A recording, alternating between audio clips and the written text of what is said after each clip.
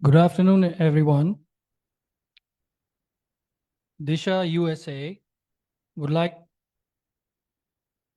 you all to this 2026 Fort Bend County Judge Candidates Forum before the upcoming primaries in March. We appreciate all the time you took from your busy schedule to attend this forum. My name is Raj Damodaran, and I'm a practicing geoscientist in the energy industry for the last 36 years. I volunteer some of my time at Disha USA. This is one way I get to fulfill my civic duty and contribute to the nation that I'm a citizen of. Last week, I volunteered at the Houston Food Bank, and that day we packaged about 21,000 meals. So, if you all are itching to fulfill some more civic duties, Houston Food Bank is a great way to go. I've been a resident of Sugar Land for the last 16 years. And now I'll say something about Disha USA. So Disha, the word Disha itself is a Sanskrit word that means direction. So what's our mission and objective? Disha USA, you can also find the information at dishausa.org, is a Hindu faith-based non-profit, non-partisan organization focused on increasing civic engagement among the Hindu community. Disha USA has prominent Hindu community leaders of Greater Houston area as our senior advisors. Our mission is to increase awareness among our community about voting. We reach out to voters with reminders and ask them to fulfill their civic duty. Every year, we host multiple candidate forums to provide a platform to all the candidates to share their vision as well as enable our community to interact and learn from the candidates so that they can make an informed decision during their voting. As a 501c3 organization, we never support or oppose any candidate or party. We let the voters decide for themselves. Now, I would like to introduce our moderator for today's candidate forum, Attorney Ian Scharfman. Ian Scharfman is a principal attorney in the Scharfman Law Firm. Mr. Scharfman is board certified in labor and employment law by the Texas Board of Legal Specialization. He practices employment law in federal and state courts at both the trial and appellate levels, in addition to administrative and agency proceedings. He has been repeatedly named a Texas super lawyer, as one of the best lawyers in America, and as one of Houston's top lawyers by various publications. He has served on a number of professional and charitable nonprofit boards and committees, including his current service on the Fort Bend Education Foundation Board. He received his Bachelor of Arts degree with a major in political science from Emory University and earned his Juris Doctor's degree from the University of Houston Law Center.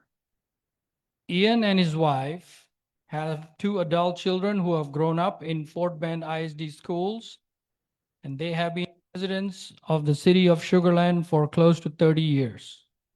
So, brothers and sisters of America, please welcome Attorney Ian Scharfman. Thank you.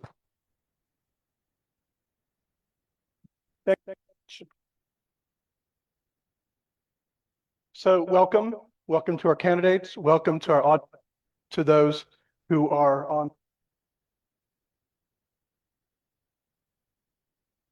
So first of all, I want to thank Disha USA for asking me to moderate, for Disha USA to put on this forum and all the work that's involved in putting on this forum. And I think that all of us should give a round of applause to Disha USA for doing that. Thank you very much. Forums are an exercise in civic duty and civic service, and it helps us be able to have an informed electorate here in Fort Bend County. And I'm sure all of you would agree that that is something that's very, very important. and that you have the forums to be able to express your position so that everyone in Fort Bend County can be able to hear that and hear what you have to say and hear what your various opinions are on the different matters. Now, I'm sure there's only 10 days left, so we're in the home stretch until the early voting starts. So with 10 days left, my count, that means about 9 more forums like this, I think, that you have to attend. So I know that you have a grueling schedule, and we really appreciate everyone being here. I do want to say that the forum here today, all of our candidates have been given the ground rules as well as the format. The format, just so I can go over for the candidates as well as going over for all the audience and those on the live stream. What we're going to do is everyone has drawn a random number to be able to have this seating. This seating does not represent anything other than the random drawing. And based on this seating, we're going to be having everyone doing first introductions, and the opening statements and opening remarks will come from seat 1 through seat 9 from that order. Each opening remark will be 1 minute. At the 1 minute remark, because we have 9 people in 2 hours, we want to make sure that we have an opportunity to get as many questions as possible into this forum. Then for when we end, for the closing statement, the closing remarks will then reverse. So we'll go from number 9, well, actually in this one, if you're probably counting at home, number 8, because we go from number 8. And in between, after the opening remarks, we are going to be having questions, obviously, and the questions are going to come from this random bowl to be drawn. We have multiple different categories that you've all been apprised of. And just to let the audience know, none of the candidates have been given any of the questions in advance. So all of this is going to be learned at the time that the question is asked. The categories are leadership, governance, and fiscal stewardship, public safety, emergency management, and community resilience, community engagement, growth, development, and infrastructure. And thank you to DSHA USA for that as well, for the thoughtful questions that we're going to be asking. What we're going to be doing is I will be drawing some. I'll have some people in the audience draw some, and audience members will have an opportunity to have note cards where they can ask questions, and we'll be asking the questions as that comes along. We will be asking questions because it's 9 of you in order going from 1 to 8. Now, one little twist, a positive twist that we're going to have here for you. We're going to be able to do follow-on questions. The follow-on questions are going to be important because you can use them strategically, kind of like a timeout in football. You can use them strategically after someone has answered the question, for which the question and answer will be 2 minutes. After 2 minutes, then we can open it up, and I can open it up for follow-ons. So if you want to add your thoughts or position to that particular question, you're welcome to do so for 30 seconds. You'll see the board that our timer and also our keeper of the follow-on questions has. Each candidate has 2 follow-ons. 2 follow-ons. The follow-ons are 30 seconds. So if you really like a question, or you think it's important that you want to be able to answer that question as well, after the person to whom the question has been directed, you're welcome to raise your hand and I'll call on you, and then we'll go in order for that. After the second follow-on, you do not have any further follow-ons for this program. And for the timing, just so you have an idea, because the 2 minutes can be long, and I know when you want to get into an answer, we're going to have a gentleman ring the bell when there's 3-second mark and at the end. So 30 seconds at the end of 1 minute, at the end of 2 minutes, and with 30 seconds left in the 2-minute answers, the bell will ring. It works. It actually has a smiley face, so that's a good thing. So we're going to be going forward with all this. Just want to make sure that everyone has this information in front of them as well. We also want to welcome elected officials and candidates. We have Sugar Land City Council member Sanjay Singhal here with us, and candidate for Fort Bend County Clerk, Montreal Peterson. Oh, she was here. Okay. She was here, but we'll applaud because she did come in the beginning. All right. So first off, I want to be able to see if I could throw you a softball question before we get into all the drawings. By a show of hands for each of you, I'd like if it's one reason that why you ran for Fort Bend County Judge. Yeah. Great. No, that's good. Yep. You got it? Yeah. All right. No, look, we consensus. So, is my work done here? Everyone's in agreement, Republicans and Democrats, they're all in agreement, so we're done. All right. Well, I do also think that it's important to thank all of you, for stepping forward, able to put yourself out there to run for public office, to make a difference in our community. So on behalf of all of us in the audience, let's give the candidates a round of applause as well. We'll start with opening remarks and we'll start. Oh, and by the way, one more thing. I know we have judges, we have county judge, we have a doctor, we have city council member, we have other honorifics. But if it's okay with all of you, I'd like to be able to just call you by your first name so we can try to make this a little informal and have the process be more informal so we can get to know you and engage with you in this forum. Thank you. All right. With Dexter, thank you. It will be 1 minute and I won't give any 30-second heads up. So the bell will be time.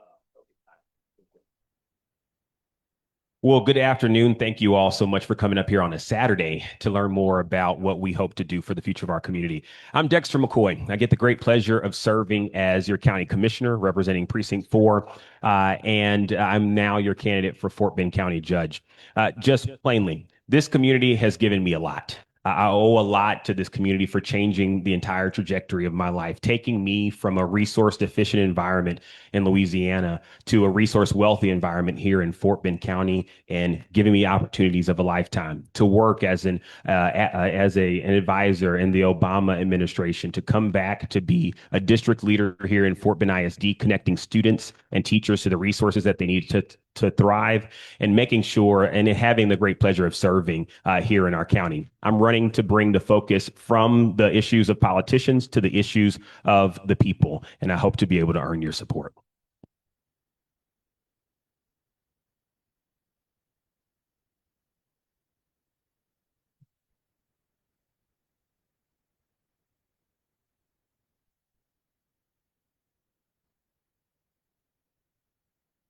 Hi, my name is Christian Becerra, and I have the pleasure of serving you as the 434th District Court Judge.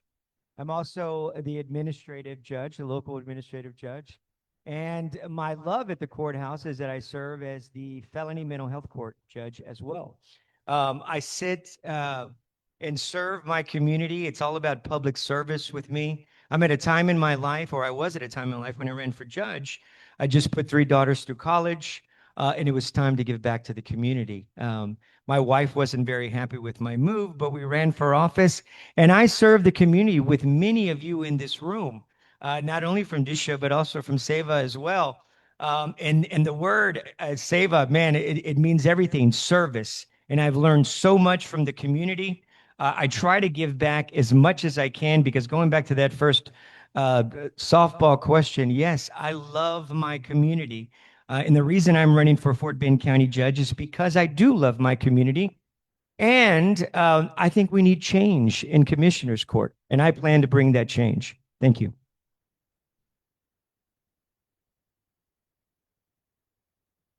That noise you hear is the fan in the men's restroom, the hair dryer. That's what that noise is. Anytime someone goes to the restroom, you're gonna hear it. I think he's got people doing that when he's not speaking. Can you hear me over it? Okay.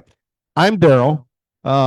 My work history is I spent 35 years in the U.S. Army, both as an enlisted soldier and as a commissioned officer. I also worked for Honeywell Oil and Gas for 25 years, and I've been practicing law with my own law firm since 2008.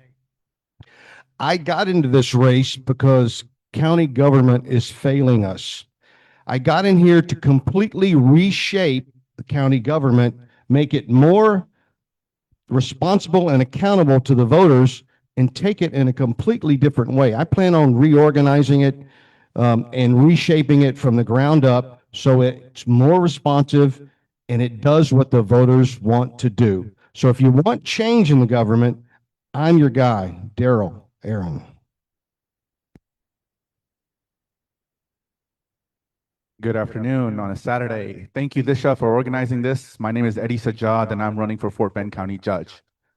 I'm doing so because people are paying too much and getting too little. And it's time to demand more from our county governance. You know, when I moved here in 1991, there was about 8 to 10,000 South Asians to begin with. Now we comprise of almost 200,000 plus out of a population that's almost about to hit 1 million. And what this county governance is lacking is the ability to generate enough revenue to take care of our infrastructure needs. It needs creativity, it needs innovation, it needs youth, it needs an understanding of what this community needs. And I bring that. I'm an innovator, I'm a business owner. I have led teams of over 100. I've worked with budgets that are over $100 million. Fortune 500 companies and 1,000 plus small business owners are in my profile and my resume. And I've actually worked to put together actual answers to solution to problems that are existing in Fort Bend County. My time's up. I will be back. Good afternoon. Can you hear me? Hello, hello. Okay, good. Good afternoon. Can you hear me? Thank you, Lisa, for organizing this meeting. I'm Daniel Wong. I'm running for executive position of the county. In 10 days, you have a chance to pick an executive for the county judge. I've been executive all my life. I built my company from scratch to become one of the largest engineering company in the state of Texas. I was named the most admired CEO by Houston Business Journal. Also, I know government. I served 6 years on City Council of City of Sugar Land. Currently, I'm serving on the Texas Higher Education Coordinating Board appointed by Governor Abbott. That is an agency with $3.5 billion budget. So with you together, I think we can work together and make sure the county is efficient, cuts taxes, and root out all the corruption and make county the best county for us to live. So Daniel Wong, running for Fort Bend County Judge. Thank you very much. Thank you. You could hear me? Fine. Check, check, check, check. Check, check. Yeah, I think I can go again. Okay, my time start now, right? Okay, just checking. Fortunately, everyone sitting here, I know you all by name. I'm not a stranger to any one of you. And one thing I wanted to say that I came here to Texas, to Sugar Land. We always say that, you know, some people say I'm born and raised here. I don't have that privilege. Many of you don't have that privilege. I got here as quick as I can. 26, 27 years ago, raised 3 of my children here. You know the story and you know everything. And you know what is going on right now too. And Fort Bend County government did a lot of wonderful things. We could come back and we will talk about it one by one. But the thing about it is, I just wanted to say, all these people sitting here, they all are qualified. They all are wonderful people. And so nothing personal about what I say. But I tell you this, they are going to say, I will try to become your county judge. I'm saying, I am your county judge. I know what we are doing for last 7 years. There is no need for an on-job experience or try to become a successful county judge. I've been doing for 7, this is 8 years, and I will continue to look forward for your support. Thank you. My name is Melissa Wilson. I am a 20-plus year business owner.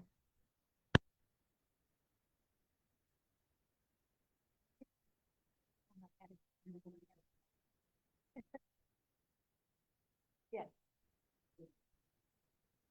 Okay. My name is Melissa Wilson. I am a 20-plus year business owner. I have never worked for corporate America. So that tells you right there, I've been able to sustain a business, a successful business, successfully for the last 20 years and through 2, by definition, recessions. I'm a mother of 3. I have 2 18-year-olds. It's their birthday today, and a 3-year-old. I am one of the few candidates who've been an advocate for Commissioner's Court since 2021, with personally testifying in Commissioner's Court on several different issues. One of the very few that actually participated in Commissioner's Court, including redistricting and many other issues. What I would like to let you know today, my advocacy started with a love for policy and a passion for it. And so as that love for policy and passion, as I started looking at the direction of the county, I felt it was needed that we move that passion into the county government where I saw there was a lack thereof. And lack thereof, we have an exploding budget. We have growth that's stagnant. We have infrastructure projects that are not moving forward. Thank you. Oh. Welcome. I'm Kenneth Murray. I'm a certified public accountant. I'm an IRS licensed enrolled agent. I'm also the managing partner for CKO CPAs and Advisors, a local CPA firm. Governor Greg Abbott appointed me to the Texas State Board of Public Accounting, where I help regulate the accounting profession and help ensure ethical standards. I hold a master's degree in business taxation from the University of Southern California, and I also earned a public leadership credential from the Harvard Kennedy School. For nearly a decade, I have helped businesses and individuals manage their finances wisely. I worked with Schlumberger as a senior tax advisor, where I won multiple Be Outstanding Award, which is Schlumberger's highest award for any professional that works with them. I've been a CPA firm owner where I advise clients every day on fiscal responsibility. Fort Bend County budget has nearly doubled since 2019. We are in a financial crisis. If Fort Bend County was a human being, financially, it would be in the state of a bed rest. We need a financial expert. I'm Kenneth Murray.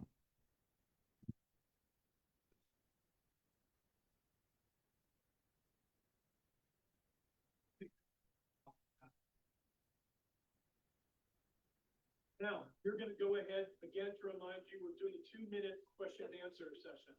We're going to start at number 1 and go down to number 8. Just a reminder, you have 2 follow-on answers. The answer will be 2 minutes. If you have a follow-on, it's 30 seconds. In the 2 minutes, you're going to hear a 30-second bell and a final bell. So the first question will be, and just for those who arrived late, we're going to be addressing everyone by name because we have judge, city council members, commissioner, doctor, and all of the rest. So we want to make sure to keep it even playing field. So for Dexter, I'm going to ask you a question, and that is, how will you ensure county hiring reflects the diversity of Fort Bend County? That's a wonderful question, and thanks so much for giving it. We are a remarkably diverse community, and it's with needs that span the spectrum. And if we are ever going to be able to serve the diverse needs of our community, it's important for our workforce to reflect the diversity of our community.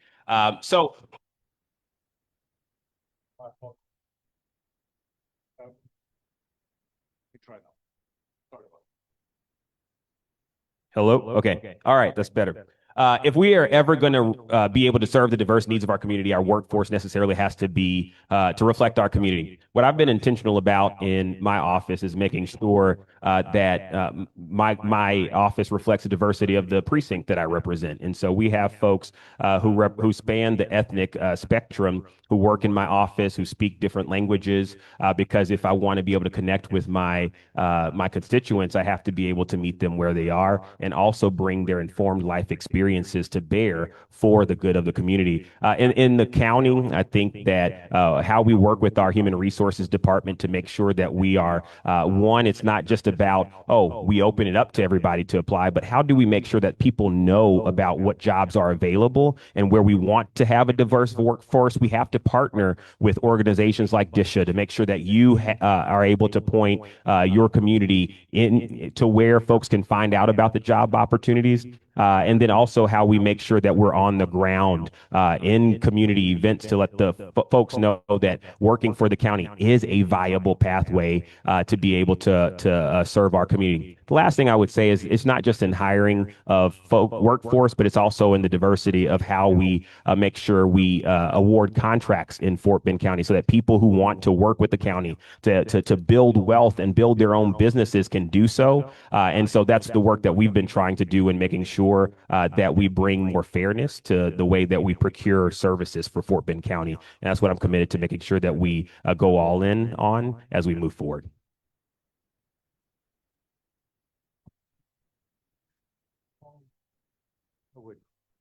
I think it needs to go further than that. The diversity we have in Fort Bend County, we did away with the EDC and instead we have an economic director. I'd like to see Fort Bend County develop a new EDC that has businessmen from across every culture, every religion, every city, every school board to come in and help us shape the future of Fort Bend County.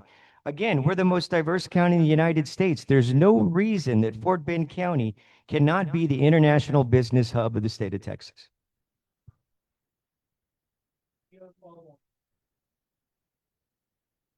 So we're going to go to the next question that I'm going to draw.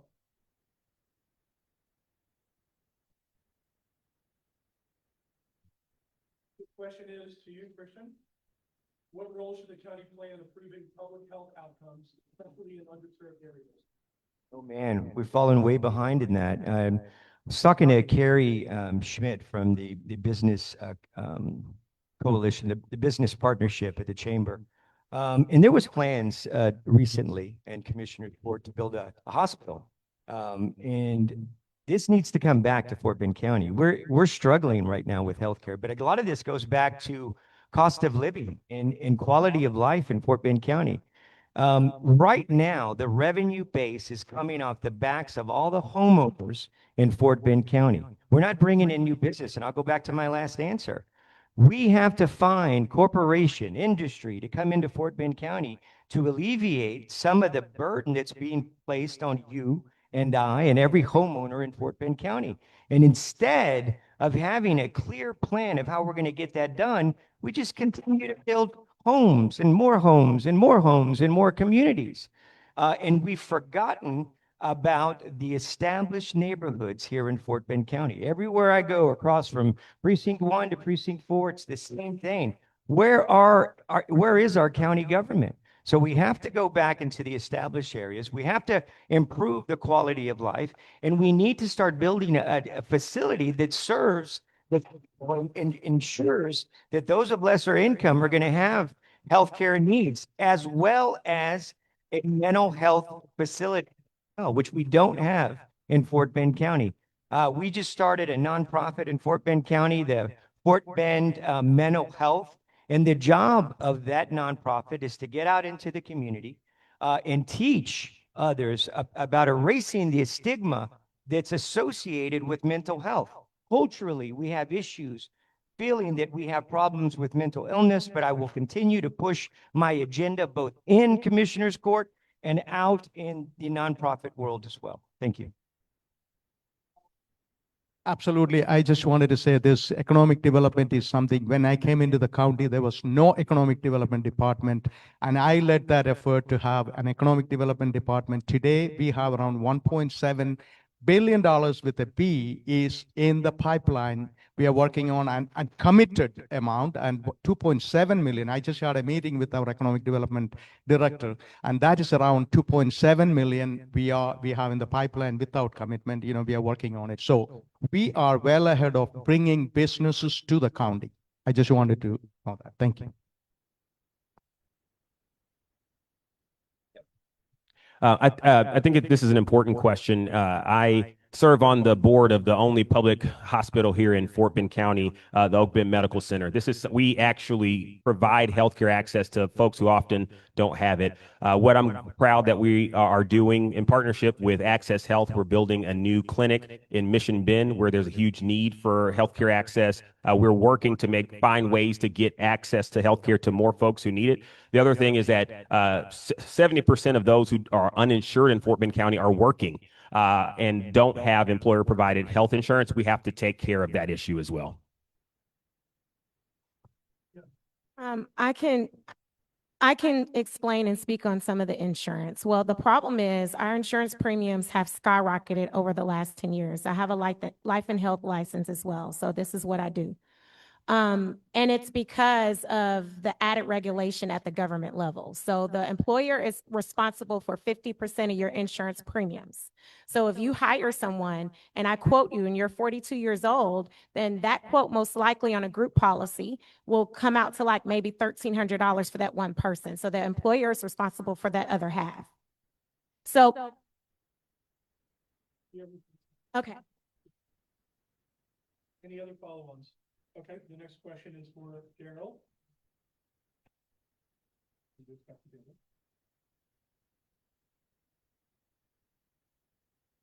Daryl, your question is, how will you ensure county employees feel supported and empowered? Oh. You gave me a softball. It's simple. When you're addressing with your county employees, first of all, you need to set clear expectations and hold people accountable and let them know that what they do matters and their opinion matters. A lot of times you'll see an employee have a great idea, gives it to his boss, and his boss, well, that's not my idea. I'm not sending that up anywhere. We're just going to stifle it right here. I'm going to develop a system where if good ideas are out there, I want to capture them. It may be a technology thing that Eddie likes to do. I don't know how it's going to actually play out, but I am going to make sure everybody's voice is heard, because the left hand needs to know what the right hand is doing and vice versa. The staffs need to work together. Ideas need to flow. Work products need to flow. And it'll be a simple process for me.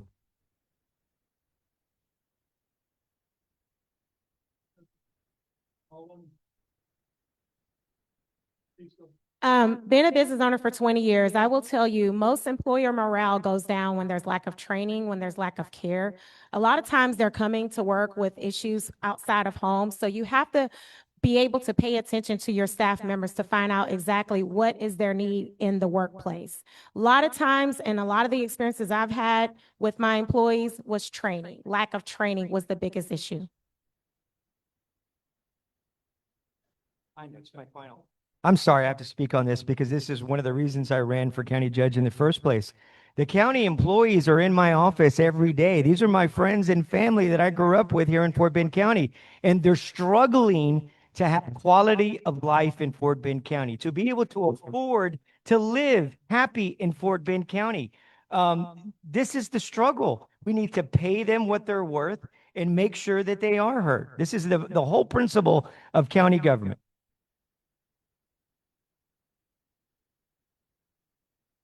Next question is for Eddie. The question is, what is your plan for long-term flood mitigation along the Brazos River and other vulnerable areas? So it's a great question. Flood mitigation is something that's been thrown on the back burner to a certain degree. And it needs to be at the forefront of our infrastructure needs. But you need to be able to have budgets and to be able to allocate serious budgets to solving a problem. That's where we fall short. We fall short because we don't do enough revenue generation. 83% reliance on residential taxes isn't good enough. It's actually a complete failure by your county governance to be able to put that much of a burden on the residential taxes.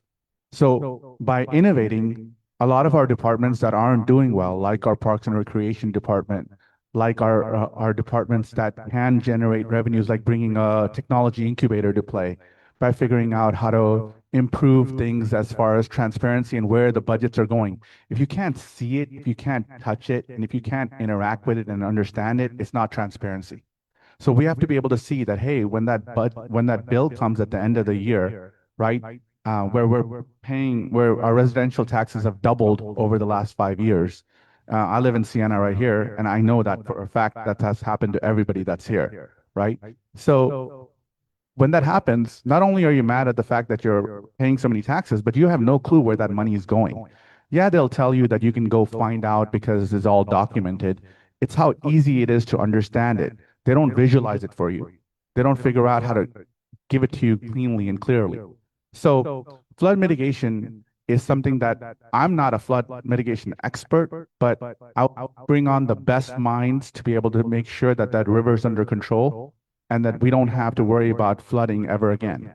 And in order to do that, I'll first bring in $100 million worth of revenue every year I'm in office without raising any residential taxes. And then I'll spend majority of that money towards solving our infrastructure needs. I'm not doing that. I just want. Yes.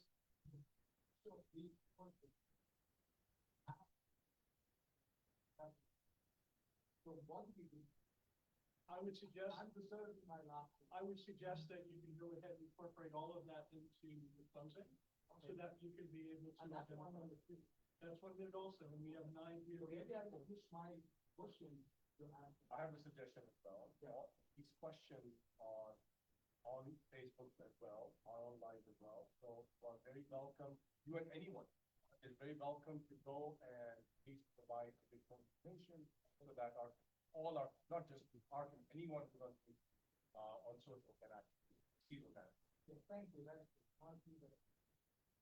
Also note to that point, to let everyone else know as well, any questions that aren't identified here, I believe we're going to put on the Facebook page.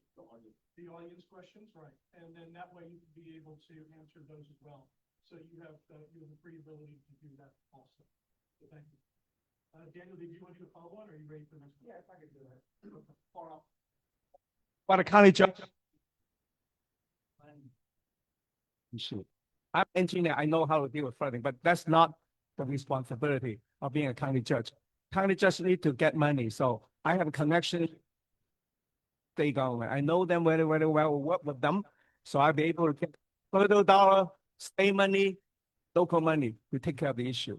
That's yeah, county judge will know how to do that.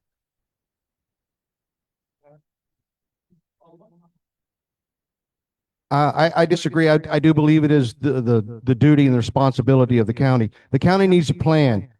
The plan should be based on history, right? We know a history of flooding. It's a predictor of future flooding. And the Army Corps of Engineers is a great resource to tap into to help with those situations.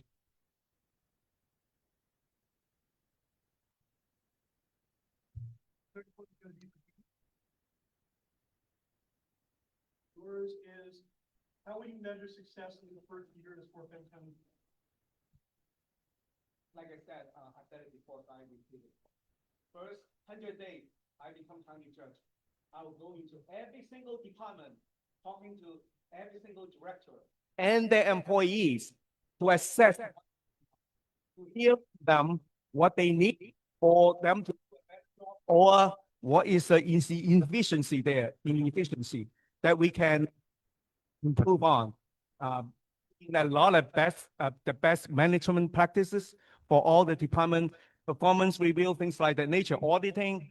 Oh, we'll do that. But at the end of the day, I want to create a culture for the county government, that the county is here to serve. Right now, the county is a bureaucracy. I think you all know about what bureaucracy is about. We do have bureaucracy. I'm not making light of bureaucracy. We need bureaucracy because that is how that machine going to do things day to day. But we need to change the bureaucracy into a organization that serve the people. So at the end of 1 year, just like you said, what measures success is, I want to hear from the citizen come to me and say, wow, now I go to the county department, I feel welcome. I go to the permit department, I can get my permit in faster than before. Now I can go through the bureaucracy much easier. Or I can get answer from the department of the county that I can get answer right away instead of waiting. Or I can see the street, construction is moving quicker. That's I measure success. Oh. So, okay, now I still have 30 seconds. So that's what I'm going to do, is just make sure that I feel like these counties deserve a county government that serve them instead of serve themselves. Thank you.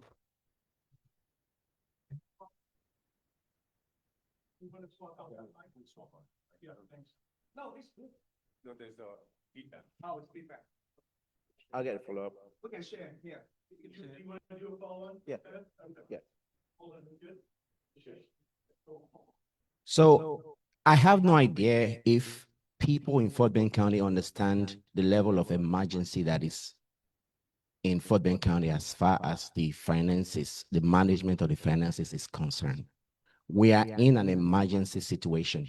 When you go to a hospital, the first thing, if you have a medical crisis, they will check for your blood pressure, check for your sugar level and all that. When you have a county that is one of the top most indebted counties, one of the highest property tax rates in Texas, those are things that we need to fix urgently. And those are some of the things that I think we should be focusing on.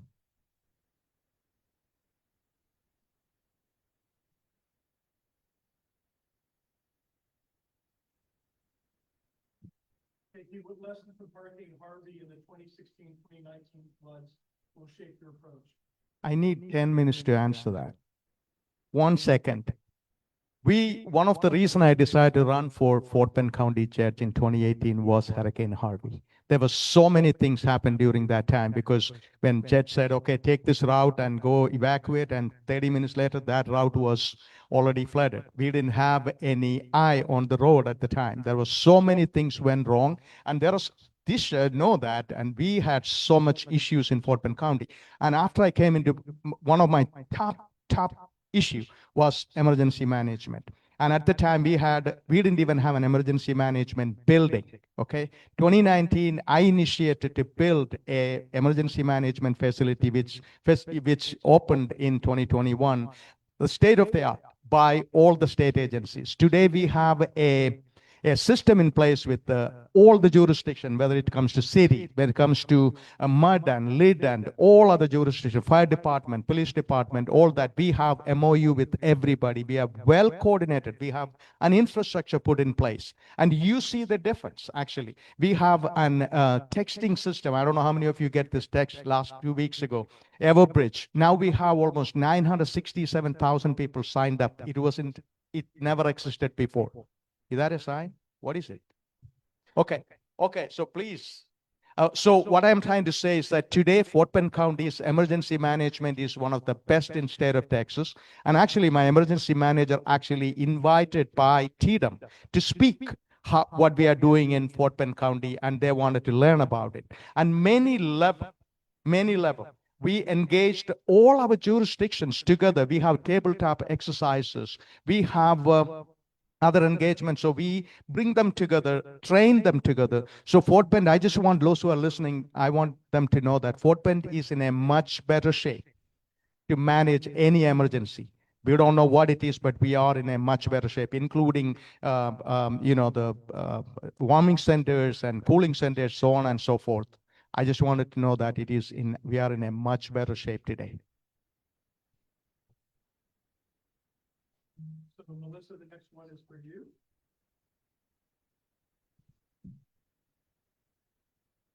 How will you help immigrant and first-generation families understand how the county judge's decisions affect their daily lives?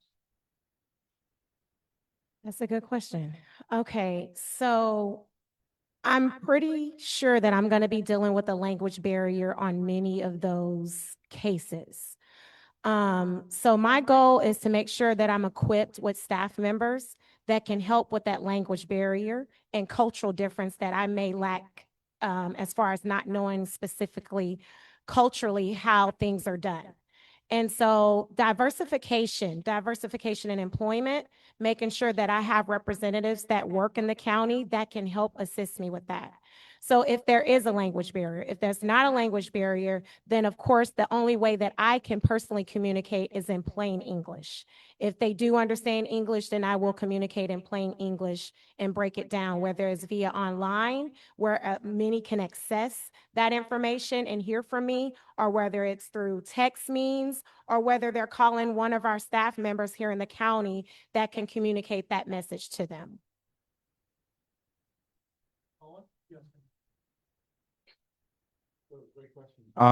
This is where growing up in A-Leaf will help. Growing up in Sugar Land will help. Over 160 dialects are spoken in Fort Bend County.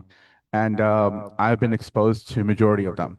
So understanding multiple cultures, having international businesses, having international travel gives me a leg up on being able to communicate and understand cultures.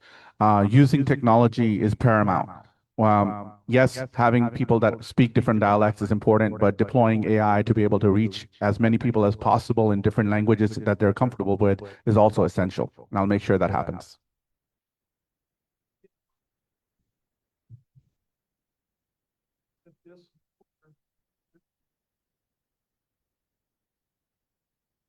How will you manage rapid population growth in areas like Haiti, Fort Shirts? So our current population is projected to be around 2 million in 2050. We are nearing about 1 million residents in Fort Bend County. The primary function of a county government, I'll quickly define it here. I broke it down into 3, PPP. public safety, public emergency preparedness, and public infrastructural development. We cannot expect the roads that were built yesterday to serve the future where we are expecting 2 million people in Fort Bend County. For me, legacy is not about what you did in the past. It's about building structures that will outlive you in the future.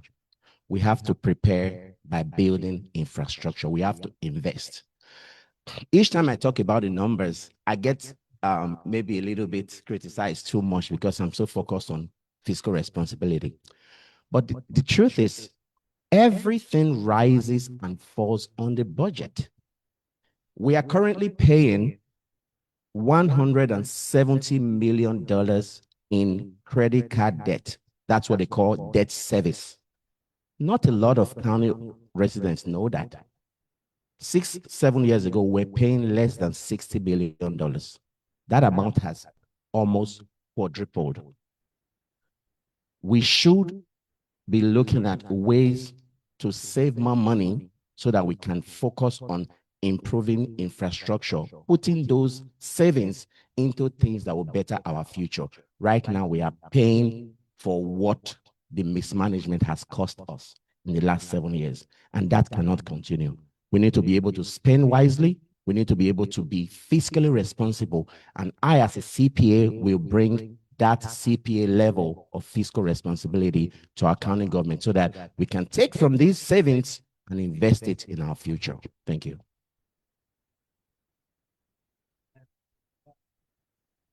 Response. I just wanted to say this, Fort Bend County, is using bond as a tool to build infrastructure. Nowhere else, when you go, every county do this, every city do this, every state do it, because you cannot pay for all your roads.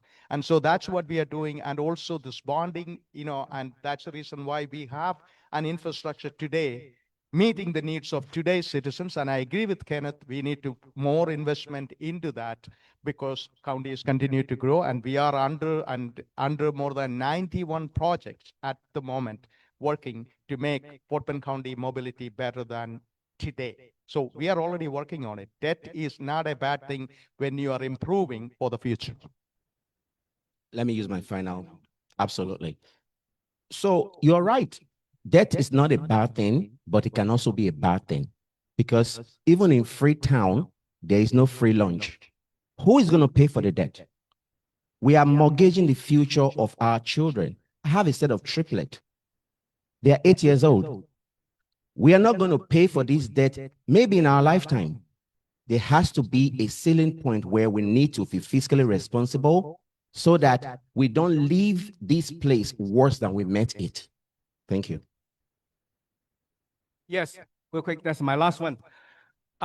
We can argue all day long, but because we don't have plannings, that's why you cannot assess the performance, right? Because we never have planning.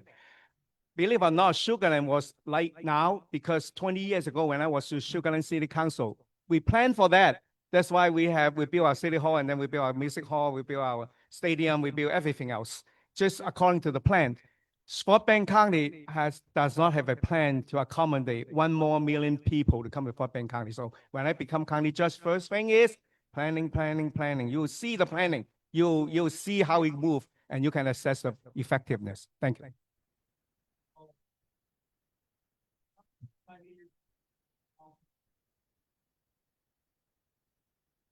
I'm going to take a question from the audience, and I'm going to call an audible, and it's just going to be 30 seconds.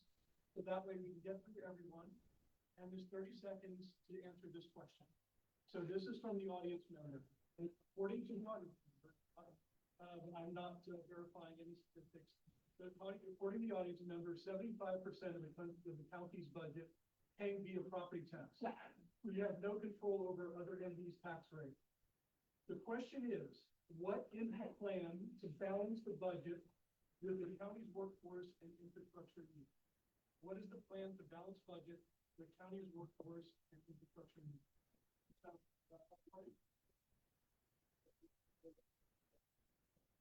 So this is important. And part of the issue is that the state puts a lot of mandates on what local governments are supposed to do and gives us no revenue to be able to cover for that. Over a third, almost 40% of our budget goes to law enforcement and staffing our county jail. But and a lot of that is housing mental health patients that the state should be caring for.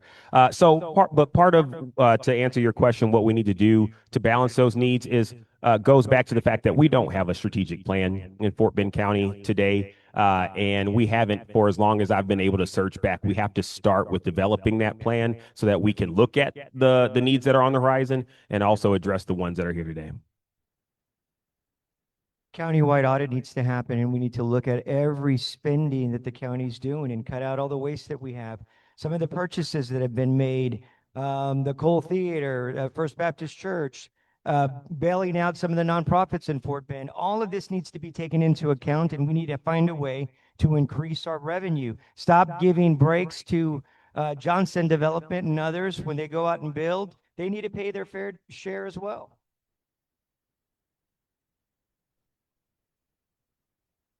I found it interesting that a member of the court would admit they don't have a strategic plan. That tells a lot right there. The court has failed. How are you going to balance it with the county, with the workforce? You start with a plan. I agree with Dexter 100%. But then you also have to prioritize all this wants and needs. The wants, like the Epic Center, which has a nickname called the Empty Center. You don't go spend money there when you should be worried about flood control, infrastructure, preparing for the 1 million increase in population. Here's a plan, right? You want a plan? I have plans. So the plans are that you grow the revenue to where you don't have an issue taking care of fair pay, taking care of our infrastructure needs. We're almost 1 million people. More than 70% of our luxury income is spent outside of the county. We grow the county's shop local initiatives. You help the small businesses in Fort Bend County. You grow the tax base outside of residential taxation, and then you use the money to take care of its needs, like its employees. Very simple, just like our household, bring more money in and cut some of the spending, right? That's how you balance the budget. So first thing is broaden our tax base. Bring more business in, they pay more tax, right? So increase the revenue. The second is to focus on the essential service of the county. I can go all day long about what is essential, but if you focus on the essential, you can cut the non-essential, so you can cut some spending. So bring more money in, cut some spending, you balance the budget. Well, I just want you to know that 100% of our operating budget comes from property tax, okay? And also, we use bond and so on and so forth to improve our infrastructure, drainage, and all that stuff for your information. First of all, first of all, what we need to do is definitely continue. A lot of things happening in Fort Bend County, but one thing I learned, we cannot spend more than we bring in. That was not the culture before. This year, we passed a budget, was 39 million above the budget. That is above the income. That's why. Please. No. That is the reason why I voted against all that budget because we are spending more than we brought in. Thank you. Thank you.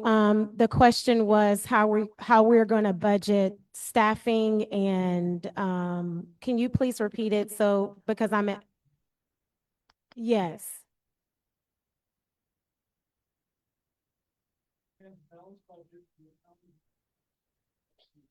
Okay, so my goal is not to get rid of jobs. Okay, so my goal is to manage the budget effectively. What most of these candidates are not talking about, you have two funds. You have your general fund, you have your debt service fund. In your debt service fund, this only can be paid through your property taxes back. Okay, so these are voter approved initiatives, just so you know. That's the first. It's not, most of the infrastructure, as he spoke about earlier, has to be approved by the voters. And that is the majority of our debt service currently. Okay, as far as the general fund and staffing needs, you cannot grow this county without growth. So that's a mixed use development, that's mixed use commercial business, and that's mixed use commercial business and growing in the business sector as well as the home residential sector, which takes approximately 70% of our budget currently. Thank you. So our county judge just stated that he voted against the current county budget. That right there should pique the curiosity of everyone who is listening. One of the biggest tools in the hands of the county judge is the fact that he is in charge of the budget, but he voted against the budget. Okay? We have a situation in our hands where our county budget is out of control. We are spending more than we are earning. We need to fix that.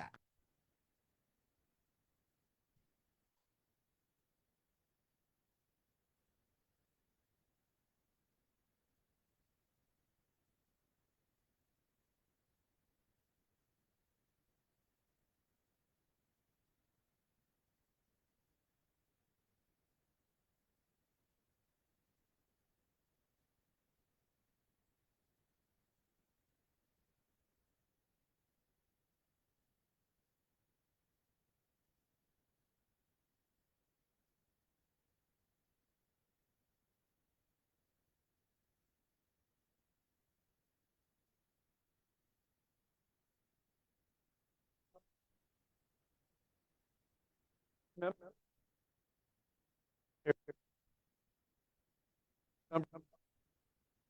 6, okay?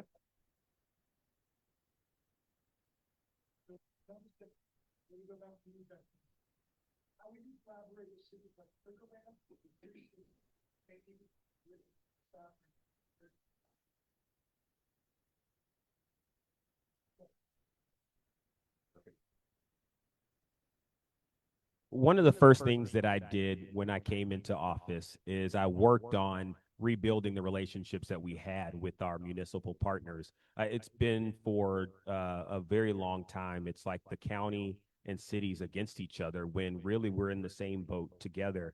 Part of what my theory on how you do that is you build relationships. I started monthly meetings with every mayor that was in my precinct, and there were 8. And I would go to them, go to their office, meeting monthly with Mayor Zimmerman at that time, the mayor of Beasley, Pleak, Rosenberg, Richmond, Kendleton, and I would sit down and talk about what their needs were. Oftentimes what we saw happening is that they had needs that were going unaddressed because they couldn't get in touch with departments in Fort Bend County, road and bridge, or drainage, or engineering, and where all those folks work for Commissioners Court. And so if I'm on the ground with them and I'm hearing about these needs, I'm able to be the conduit to take that information back. And we've built some great partnerships. We repaved roads in Rosenberg because of the partnership we have. We repaved roads out in Beasley because of the partnership we have, where they might not have had resources to do that on their own. And that's what I believe we need to be doing. We have a multitude of governing bodies in Fort Bend County, too many to count, MUDs, LIDs, cities, and what we need to do, and what would be my goal as county judge, is to bring us all together to coordinate better. Because if we're going to tackle affordability in Fort Bend County's tax rate makes up the smaller portion of your overall property tax bill. But we have resources and other sources of revenue where we might be able to lighten the burden for another governmental entity, so they might not have to raise their tax rate or could lower it with deeper cuts. What my focus would be is on how we bring everyone together to map out what those needs are and how we tackle the affordability crisis in Fort Bend collectively, and not just expecting every governmental entity to go it alone.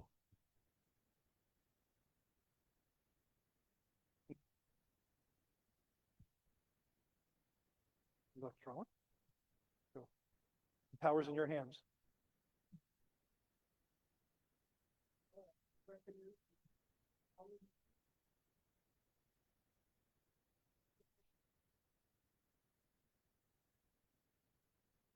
I think that goes back to my statement earlier about a new EDC. And going back to the previous question about the relationships with the city, when the EDC was disbanded and instead we went to the economic director instead, there's been more of a competition between the cities and the county, and that needs to be fixed.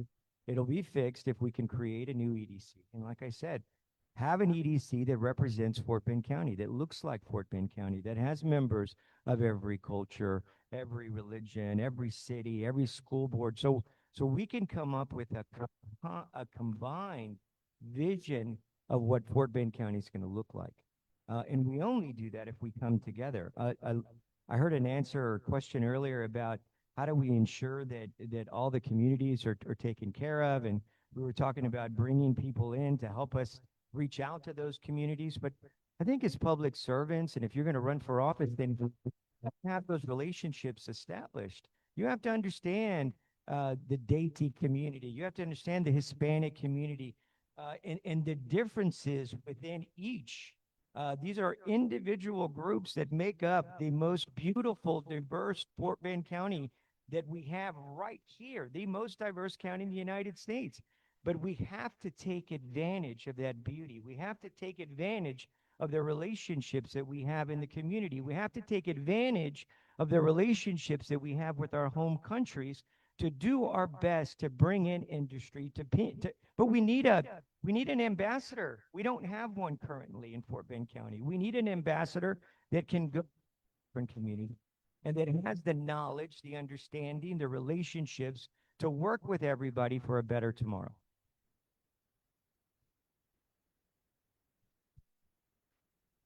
This has been mentioned a couple of times, and I think it's important that, and it's very important that if we operate up here, we operate in truth. Part of the reason why the EDC was disbanded was because those folks who were in control and have been in control in the county for ages did not want to evolve to meet the growing needs of our community. They were given options. We worked collaboratively to try to evolve with them, and they ultimately decided not to. I would say the relationships with cities was actually strained with the last EDC, and a lot of them no longer wanted to work with those folks. And I think the system that's being built through the Fort Bend Business Partnership and Regional Partnership is that direction that we need to head in.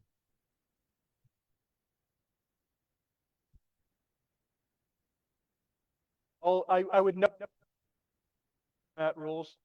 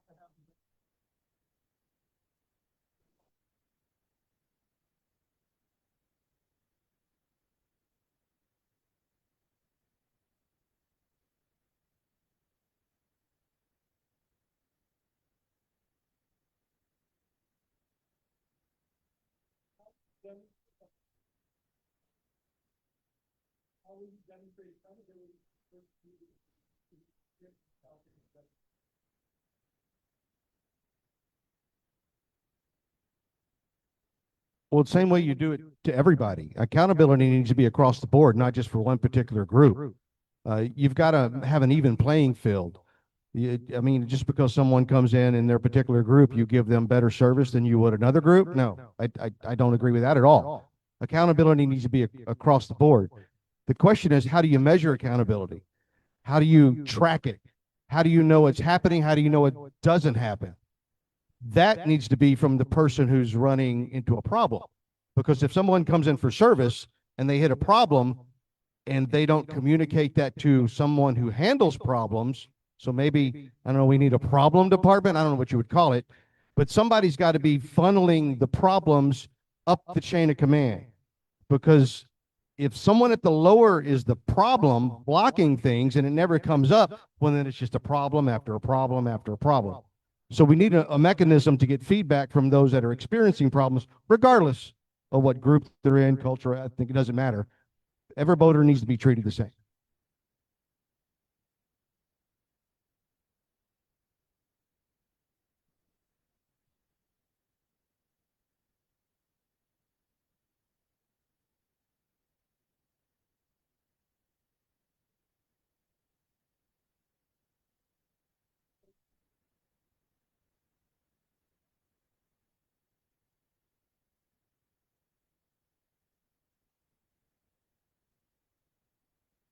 by allowing them the platform and the reach that they deserve. The problem is that a lot of people like to do a lot of great things in our county. We have a lot of great nonprofits, we have a lot of great initiatives, but when they try to reach, their reach falls short.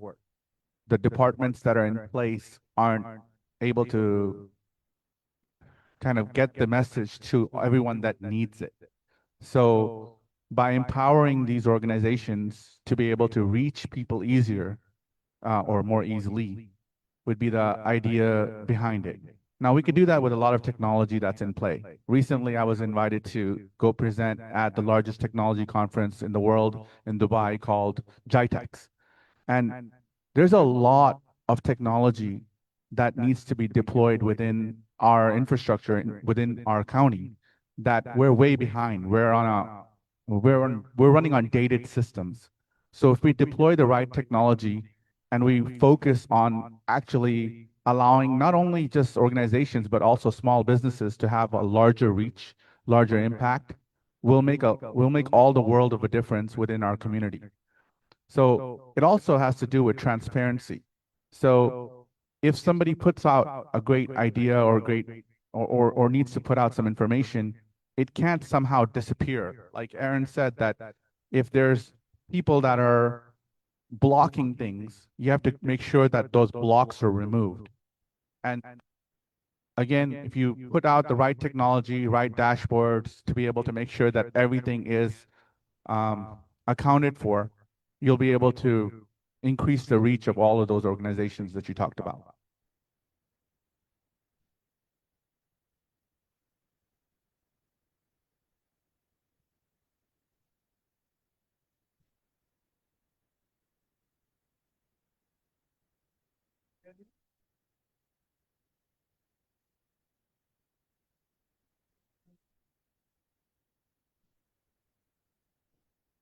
Well, law enforcement is my number one priority. I already said that many times.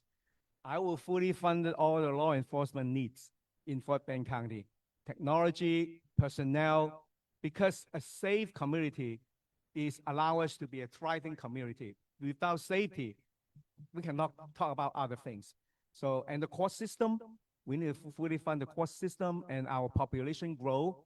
I'm sure the state will, build more courts, and we will fund them, making sure that we lock up all the criminals and make sure we are safe.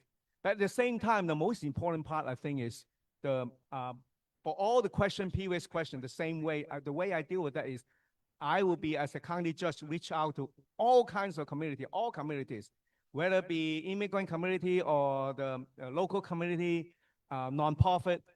The county just need to have a relationship with all the community in order to understand what they need.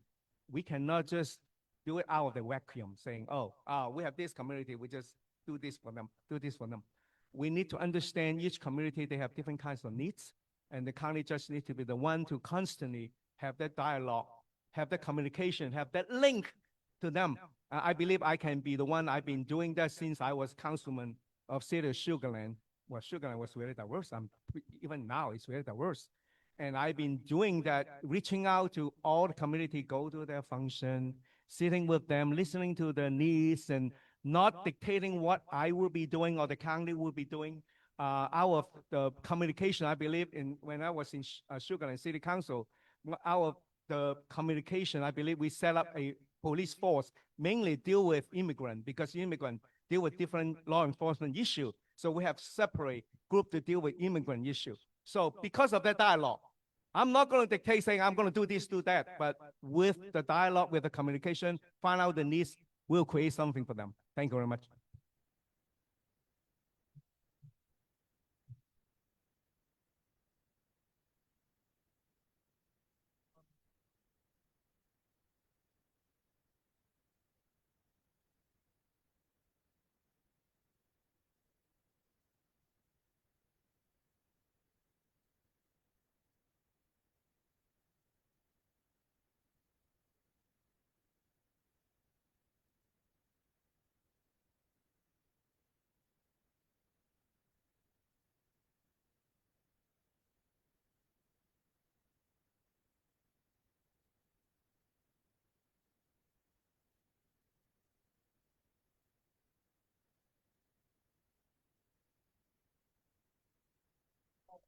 question is for you, KP. I'm sorry. Yeah. What did you say? Oh, not, you say not. Check.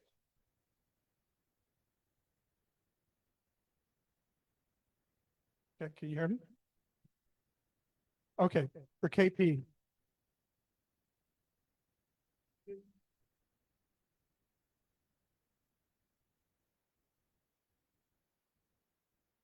Always you will make difficult decisions.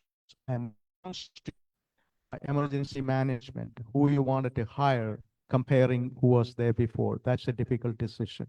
And it was voting against the budget this year because it was $39 million deficit. That is a difficult decision. And so every day, and also I just wanted to say this, sir, I mean, due respect, county judge is not in charge of budget, by the way, in Fort Bend County, but in smaller counties it is. And so everything we do, a lot of things is going to be difficult decision. And I stood by, and also we had a mid-decade redistricting. It was a tough decision. So I believe when you are a leader, you bite the bullet and you stand up and do that, because once you realize that's the right thing to do, that's what we should be doing.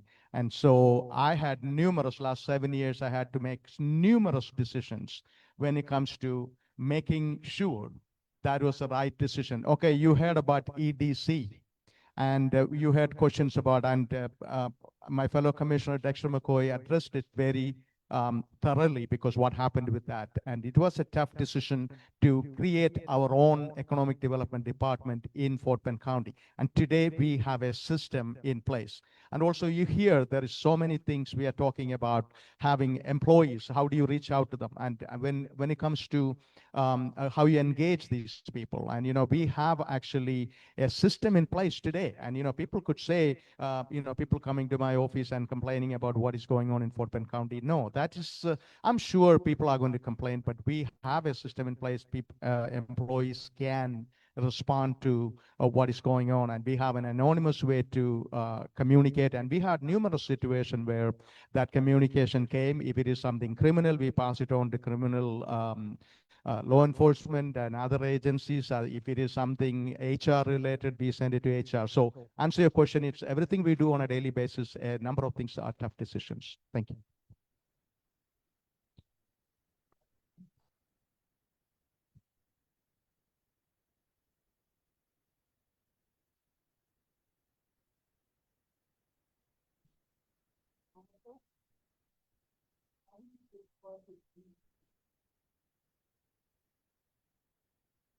So first thing I would do is I would partner with those organizations such as DISHA, because I would have to rely on them because I lack the knowledge of knowing culturally where they're from in many cases, language barriers. So I will be left no choice but to partner with these different organizations.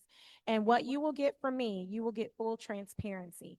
If you approach me that there's an issue in a particular community, I am always, always, always going to look into addressing it. And unfortunately, I may be dealing with a language barrier, and that unfortunately is something that I can't help, but I know who to go to. And that's why you have these different organizations amongst Fort Bend to help with these different marginalized communities. And as people are immigrating here into Fort Bend, we're an extremely diverse county, by the way. And English is going to be, yes, the most spoken language, right? But then you're going to have several different cultural differences and languages that are going to come to Fort Bend. And it's going to become even more and more important that you keep developing additional organizations such as yours, so that we can facilitate what we need to service every resident here in Fort Bend.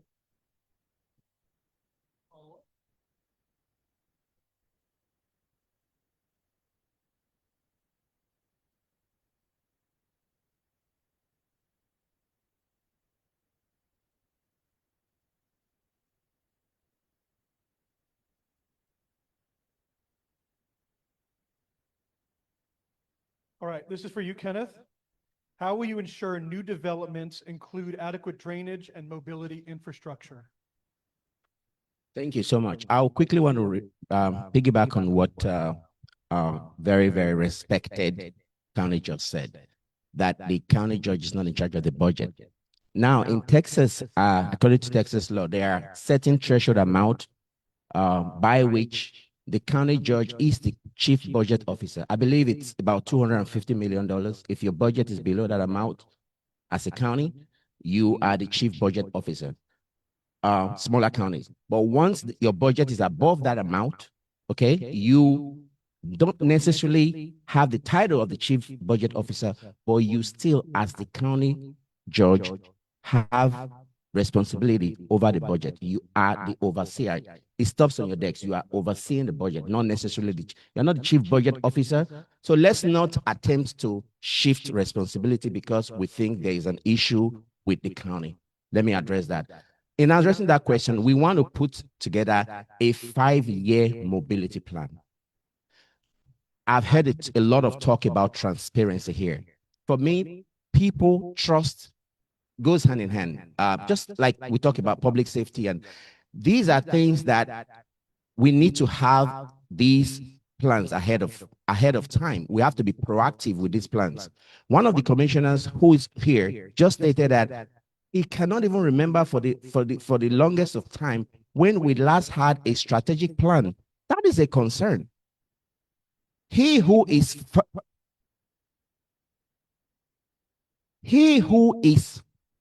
failing to plan is planning to fail. If you don't have a plan, you are definitely going to fail because you don't have a plan. So we need to put together a 5-year mobility plan, strategic plan. I'll be willing to work strategically with the county commissioners. The good thing is that we have a county commissioner who is also a CPA, Andy Myers, the Precinct 3 commissioner, who is very, very fiscally responsible. Those are the kind of things that we want to put ahead and plan for the future of Fort Bend County.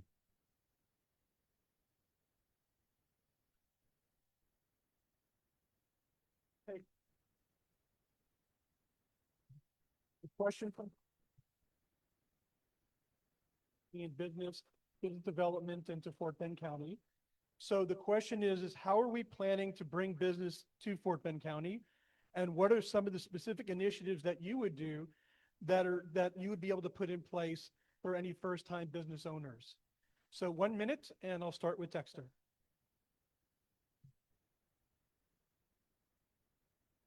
All right, this is a good one, and I'll try to explain it as quick as I can in 60 seconds. Myself and Commissioner Myers started an Industrial Development Opportunities Committee because we recognize that too much of our property tax burden relies on our residential property owners, whether you're a homeowner or a renter. And so if we're going to make it more affordable, we have to shift that to a healthy economy that has more of a 50-50 split between industrial or commercial property tax base and residential. The other part of that question is core to the reason why I decided to run for county judge. The first call when a major corporation is looking to relocate is not to a county commissioner, it's to the county judge. If we don't win that first impression, we're losing. Our community is losing. The last part about the small business part is important. We've hosted numerous small business meetups with the Small Business Administration. And what we also have to do, because we hear this common issue, is that our permitting process needs to be made far simpler. We are doing that with a unified permitting system that we are hoping to roll out soon so that small business owners don't have to go through all the rigmarole of trying to figure out what to get done. They know how to get it done. I'll piggyback off that answer. Yes, Fort Bend County is in need of an ambassador. We talked about this in my previous answers about developing a new EDC that's made up of small businessmen and women from across the county, agriculture, to maximize the potential of Fort Bend County and utilize the people that we have right here in Fort Bend County. Unfortunately, current Commissioners Court continues to use the same vendors over and over and over and over again. Recently, working with, as my role as the purchasing board chair, I set something up with the Chamber of Commerce in Fort Bend, and we were teaching people how to become a vendor, how to submit a bid, and what the bidding process looks like in Fort Bend County. We need to continue to do that. Educate small business owners in Fort Bend County how to do business in Fort Bend.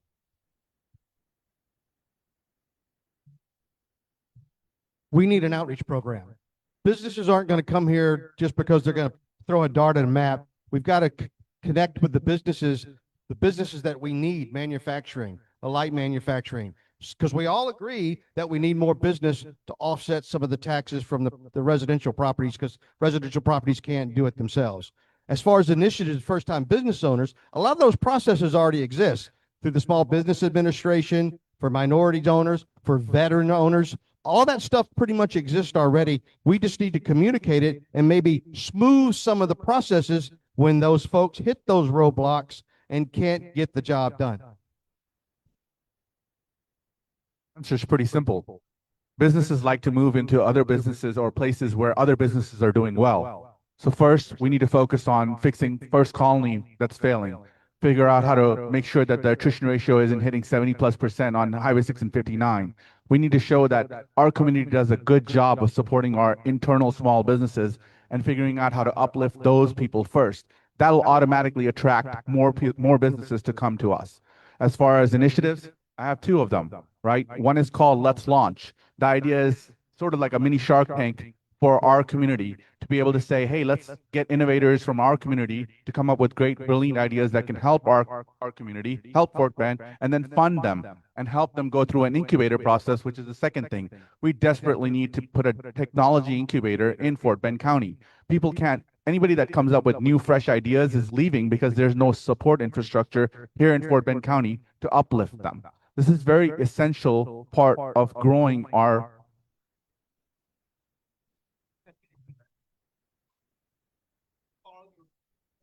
Yes, I serve on Greater Houston Partnership. Last year, when Eli Lilly announced moving the manufacturing facility, they moved to Houston. So I asked them what happened. They told me that Fort Bend County never put up a fight. Our system is failing. I've been in economic development for the last 30 years. I understand we need to have very strong public-private partnership in Fort Bend County. In order to attract business, we need to have a plan. We need to have a very detailed strategic plan in terms of how to attract big business. It's not about giving something here and there. We just need to attract Tesla, Google, things like that nature. But we cannot do that because we don't understand our deficiency. We don't understand our disadvantage. We don't understand our strength. So we need to recreate another system, which is a new economic development plan for Fort Bend County. And I will be able to develop that when I become county judge. First of all, I just wanted to let everybody know, those who are sitting here, we always put small businesses in the forefront during COVID. And when we received the ARPA funding, we put a grant program for $57 million to distribute among struggling businesses. And that was a great success. I hear all the time people coming and saying that program saved my business. And also I wanted to say that we actually reach out to small business on a regular basis. We have conducted numerous small business expos, and we showcased small business SBA actually regarding how do you get loan and things of that nature. And we do have an open door policy to communicate with these people. We are working. Also, we have a HCAC supported loan program for small business. And obviously, we also work with the Greater Houston Partnership. And understand one thing, when it comes to major corporation come to this county, and we have a sitting Economic Development Department director to follow up on that. Thank you. Okay.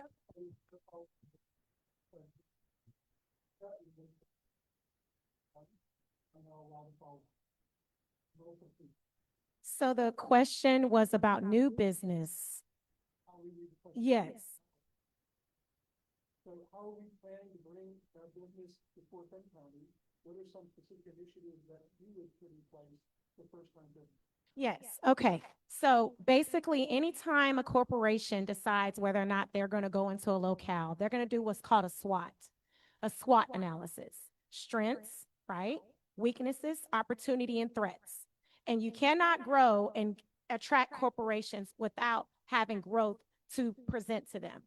I have a real estate license. I've been doing that 20 years. So I already have the relationships to attract these businesses, but we have to have a sell plan. We have to have a plan to present to them to say, hey, I think this would be a great fit here in Fort Bend County. You know why? Because we're growing exponentially at this rate. As far as Tesla, Tesla's not in Fort Bend County, but they're already here within a mile away. I actually have a really good friend that works for Tesla.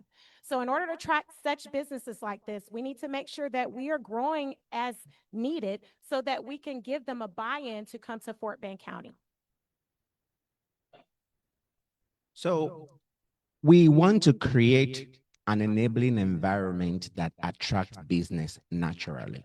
Okay. When you have a good business-friendly policy in the county, such as incentivizing small businesses, maybe to give them some breaks, tax breaks, and things to incentivize them to come to the county, they will naturally come to the county.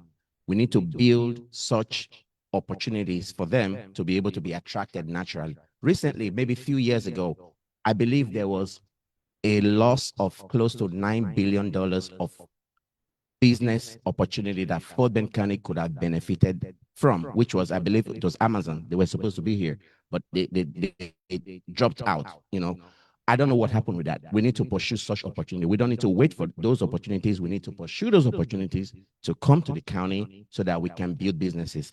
We have a lot of chamber of commerces, right? Paul should have their own Fort Bend regional. You know, we need to work with these chambers, educate our, our county to be able to get those.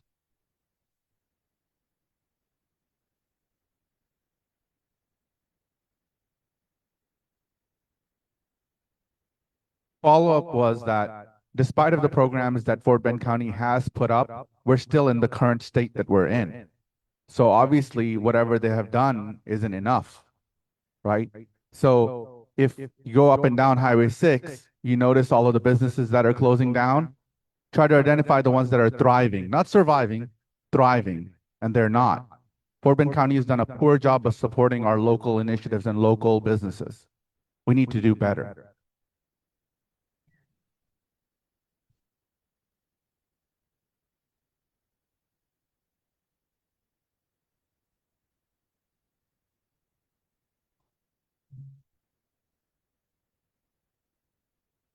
Candidate for office, Tony Aranda, Fort Bend County Commissioner, Precinct 2, Bill Race. Ellen Shaw, who leads the Fort Bend County Clerk Race. All right, we're going to move on. I'm not the. Yes,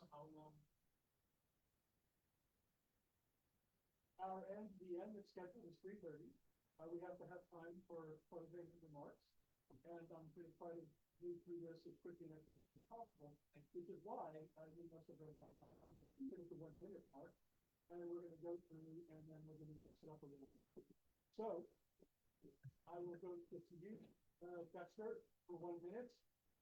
Your question is, how will you prioritize countywide needs when different regions grow at different speeds?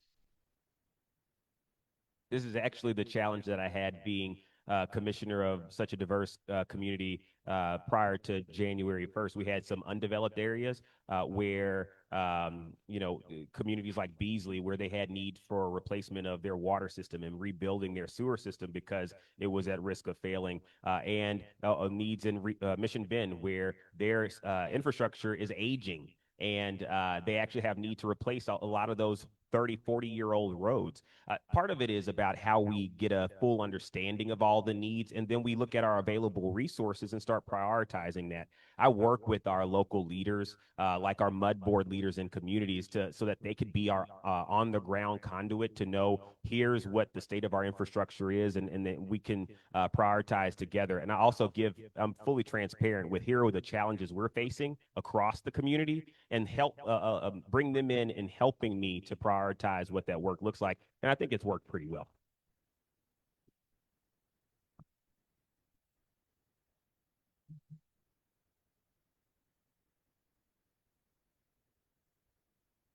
What is your vision for Fort Bend County as one of the fastest growing and most diverse counties in the nation?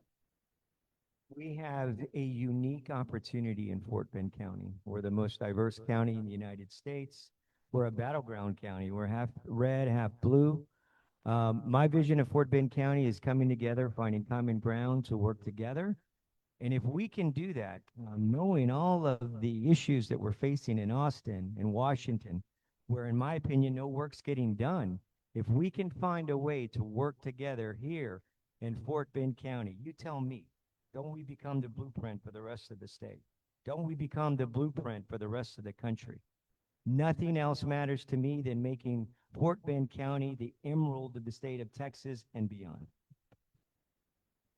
Daryl? Ready for the next question?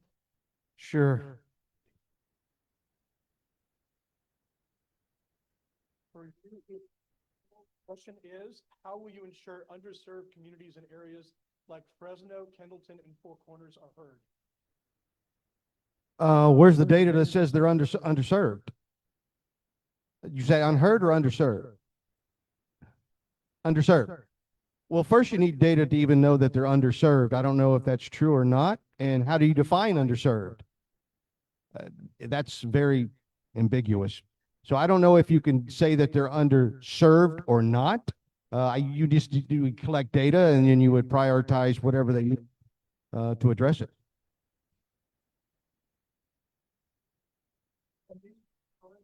To imply, I understand,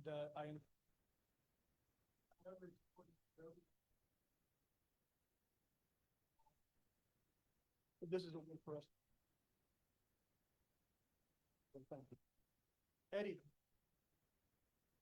Number 23, how will you ensure timely communication during emergencies, especially in unincorporated areas?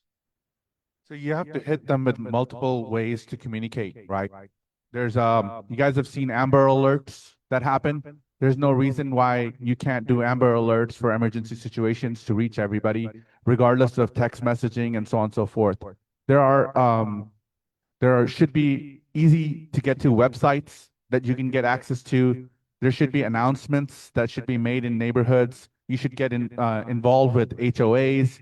You should form partnerships in each community, in each sector of Fort Bend County to make sure that the right technology and the right methods are deployed to reach not only people that are connected with technology, but the people that are not connected with technology. So it's a comprehensive solution that's needed. But I think that our community, our government does a pretty adequate job of communication, but I think there's a lot of room for improvement. And putting out the right technology can increase that output.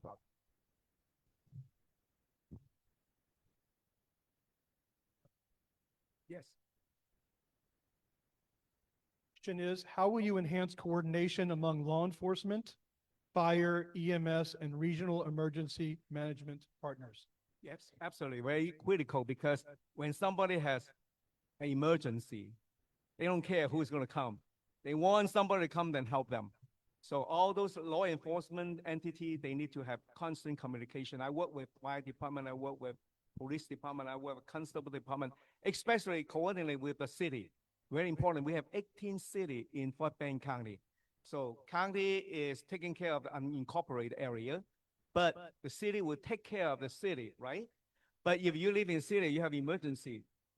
I mean, you want help, you don't really care who is coming to come to you. So I know that they, in terms of communication, they be able to really communicate with the same frequency.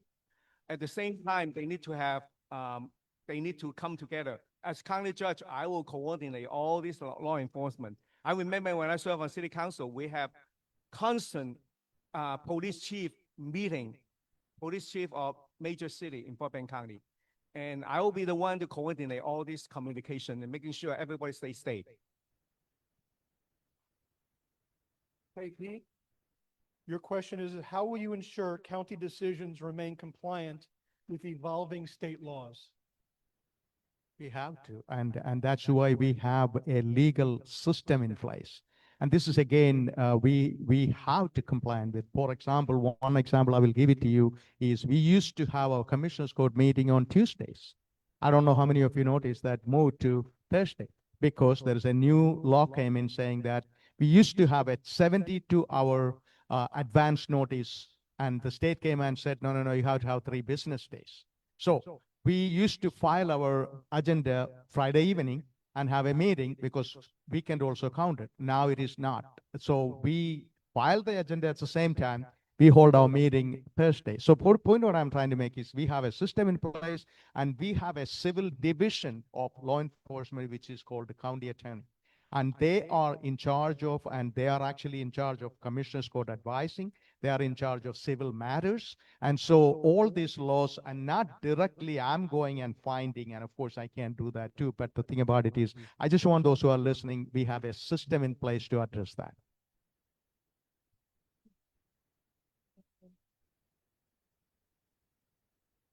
How will you make county meetings more accessible to work? So currently, right now, Commissioners Court can be accessed online. So I would like to use social media as an option, especially for those of us who are millennials. The meeting agendas are already posted online. And so I do believe in live streaming. So the internet age, 85% of more of your residents are most likely on the internet, especially if they're 30 plus or even younger. So I would love to see a live stream option that makes it more accessible for the youthful generation. And if there's an ability to send a text link, I'm even open to that because Talking while the candidate's talking, please. Thank you. Please go ahead. okay. It's okay. Lost my train of thought. So yeah, so we were talking about, I'm okay with the text message option, with residents getting a text message option, being that Eddie's big on technology. I'm open to more of an AI way of form of communicating to those who can receive text at work. So that's my thoughts on that. More time. No, I think I'm okay.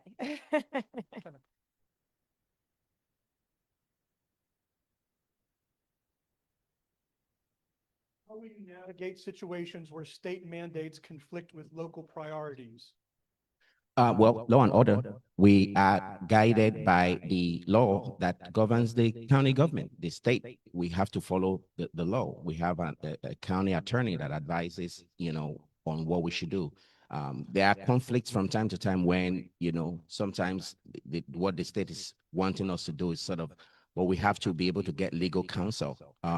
We need people who can advise us rightly. We all have strengths in different areas. I don't believe anybody sits here and believe and thinks that they know it all. There are areas where you need expert, counsel on what to do. But I think that's a very, very important thing as much as it's also important to knowing that we need to plan for, more of emergency situations that would ensure that we're better suited as a county to be able to mitigating such, requests. But having a legal counsel, following the law, and making sure that we are acting within the confines of the law, that's what will guide me. I'm going to do another mediator's discretion, and I want to just tell, especially the audience, we intend this to be a forum and not a debate. Recognizing some of the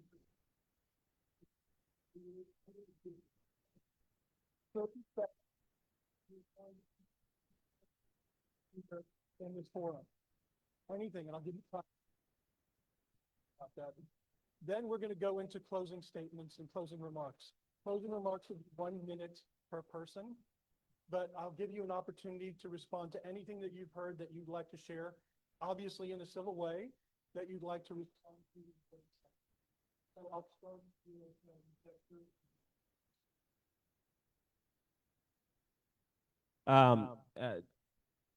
I don't even know what I want to respond to. There's been a lot. What I think is important is to understand the role that we're supposed to play as leaders here. And it's to tell the truth. It's not to obfuscate and misinform. You expect us to be able to sit and tell the truth.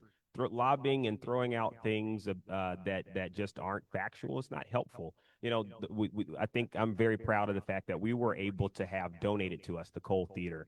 First Baptist Church, the county is going to get a return on selling that property, but we endeavored to have the opportunity to set up a center to be able to care for folks who may be on the cusp of experiencing homelessness. We have to take bold action to do bold new things for our community, but being honest about what has been done, it's really important.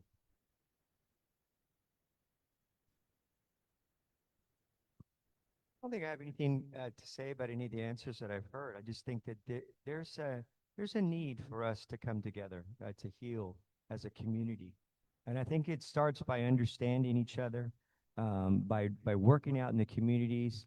And I think that understanding the different communities is so important, and understanding that our similarities far outweigh our differences. And if we can do that from Bullshire to Fresno, Katy to Needville, then I think then we can be a better Fort Bend County. But we have to learn how to work together.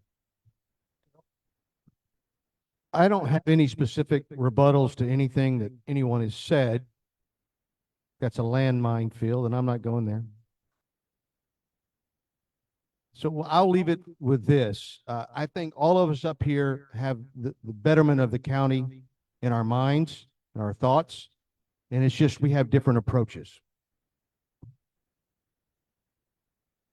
So a lot of great ideas. Thank you again, Disha, for organizing this.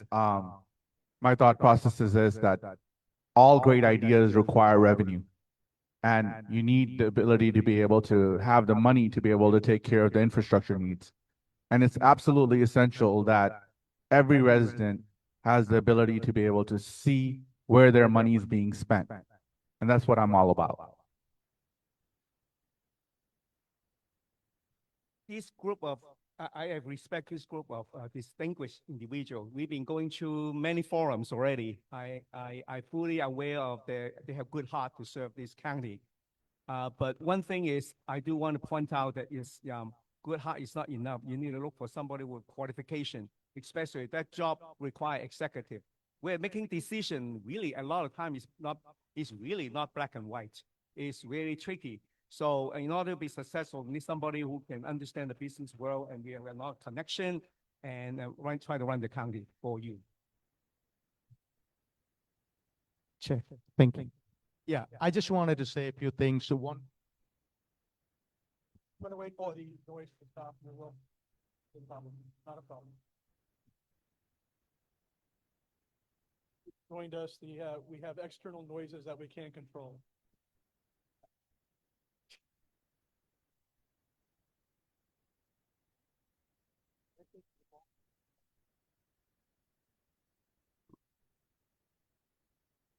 And we've all come to learn how long an air dryer really can. oh, that's good. I hope you could hear me. Can I start? Okay. One thing about drainage. We are addressing our drainage issues, and I'm not saying to the full extent. We have 13 projects across Brazos River right now under the work. And also, when you talk about employee morale, and we did a salary study and so on and so forth, we addressed that issue last 2-3 budget cycle, including law enforcement pays and enforcement pay. And also, law enforcement is 40% of our Fort Bend County's budget, and we are actually paying our deputies better than ever before. Thank you. Listen. Okay, so there's 2 rebuttals I actually have. One is regarding Fresno and areas like Kendleton and Beasley not having data behind being overlooked. I can tell you firsthand that I live on the east side, okay? Although I live in Siena, I am traveling the east side quite a bit, and Fresno is suffering for lack of complete streets. This is all county. This is not TxDOT. Lack of complete streets. There's trash all in the ditches. There's even the property values are lower in those areas. So you can't say there's not data behind that. So, to just to make a lot of things clear, professionally, I'm an accountant, I'm a CPA, so I'm always going to view things from the numbers point of view. I've heard here that the county do not have a revenue generation problem, and I wholeheartedly, so help me God, disagree with that. I believe we have a spending problem, not the revenue generation problem. What do I mean by that? We doubled our budget expense from 2019 to 2026 by almost 100%, but the population only increased 25%. That is a problem.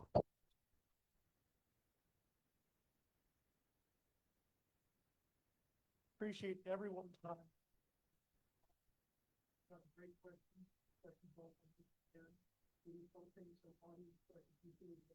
questions. And that you have, so that all the large audiences.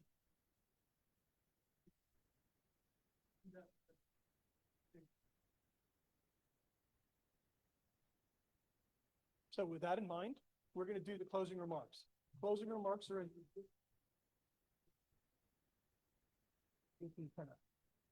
So I'm Kenneth Murray. I am a CPA. I have built my career from the ground up as a person who came into this country in search of the American dream.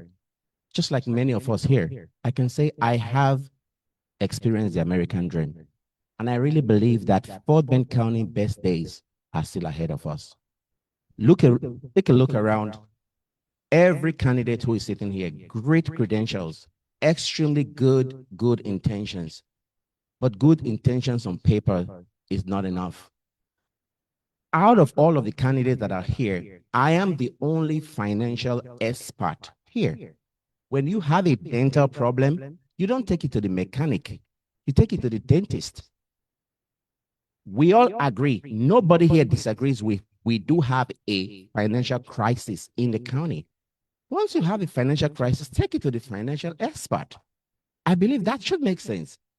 We are trying to move the county back in the right direction. Kenneth Murray for Fort Bend County Judge.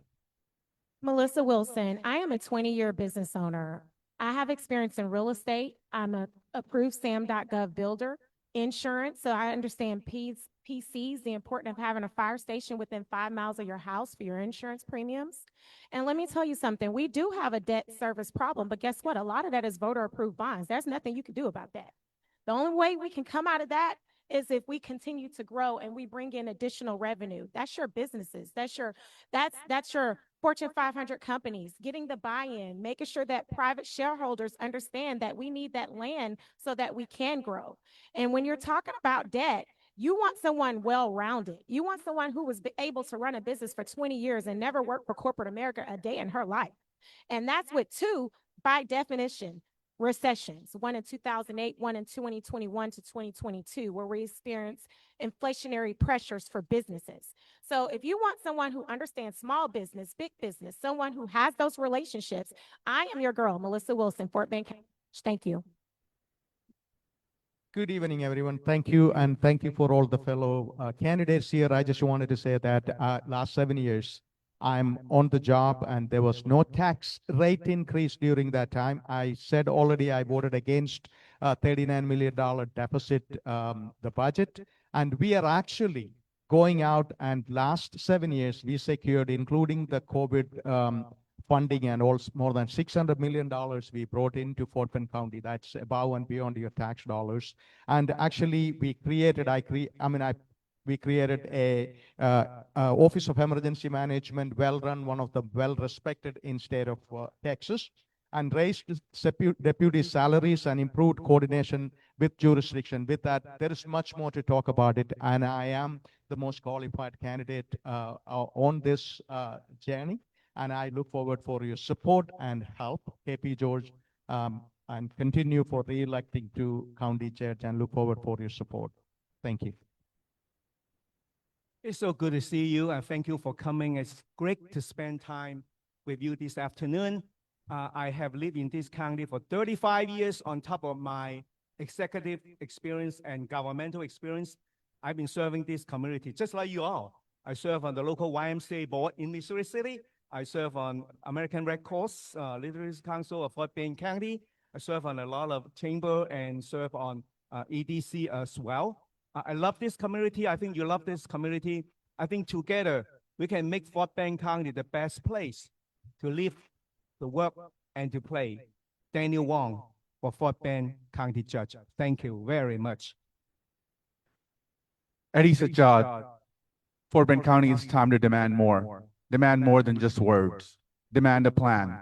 Demand better services. Demand better parks. Demand better of everything. Demand more innovation. It's time that our county becomes the best county in Texas, maybe even the whole USA. And for that, we need innovation. We need fresh ideas that think outside the box, that make sure that everybody's incorporated and included. Make sure that we can handle the challenges of being the most diverse county in the nation. I'm Eddie Sajad, and I bring all of those solutions to you. Hi, Daryl, Aaron. You can look at my website for specifics on data and stuff like that for darrellaaron.com. But I would like to change the way this political process is going. If you've decided on who you're going to vote for because of somebody's endorsement, just know some of these endorsements are bought and paid for. If you're doing it based on some kind of fancy ad, it's just an ad. It's no depth to it. If you're doing it because somebody spins an answer real good, you know, oh, that's a nice guy. Well, you got to go deeper than that. Otherwise, you're going to end up with buyer's remorse when it comes to someone who actually raises their hand and takes the office. I have more leadership experience in some very hostile places. I would think the Commissioner's Court is not as hostile as some of the places I've been. Hopefully it'll be a lot more friendlier. But you've got to look for substance, character, expertise in leading government. Darrell Aaron. Thank you, Disha, for having us today. Being a leader means understanding the community, understanding the needs of the community, and addressing those needs. In my opinion, Commissioner's Court is currently being driven by politics. The policy that comes out of Commissioner's Court is politically driven. If it's not politically driven, it's being driven by ambition, money, and power. That needs to change. We need to focus our attention back on the people, all of the people of Fort Bend County, and work together to build a better community. My heart is in Fort Bend County. My family is in Fort Bend County. My name is Christian Becerra, and I'm running to be the next Fort Bend County judge. Thank you. I believe that the best of us is within all of us. I have so much hope for our future because of the folks that are in this room, the folks that chose to come to Fort Bend County to raise their families. I know I'm very thankful for this forum being put on, particularly for Disha. We came to know each other during an incredible pandemic. When people needed hope, Disha Seva was on the ground providing hope with water and food and resources. I know that in the moment we find ourselves in today in Fort Bend County, when these dark days seem to overtake us, I have hope because we all came together through the greatest moment of despair. We have a long way to go, and if my daughters, Piper or Porter, are going to move back here to raise their families, they're going to need folks who are fighting for the future that they desire and they cannot even yet dream of. And I know that that's here. I'm Dexter McCoy. I'm running to be your next county judge to build that future together with you. So about civic engagement. Those of you who are for the civic engagement, go out and vote whoever your choice is, because voting is important to us. And that's part of our community is to go out and vote. And voting, early voting, just a reminder, is 10 days from now on February 17th. I'll just repeat something that I said initially when we started this forum.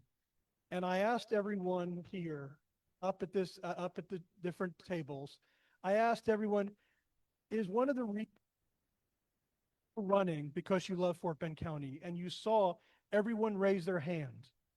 Didn't matter if they had an R, it didn't matter if they had a D. And we owe them thanks for stepping up and putting themselves out to run for public office, to represent us, to make a difference, and to hopefully, what we do is we can work with whoever our public officials are to make our community and Fort Bend County great. So let's go ahead and give a round of applause again for our candidates.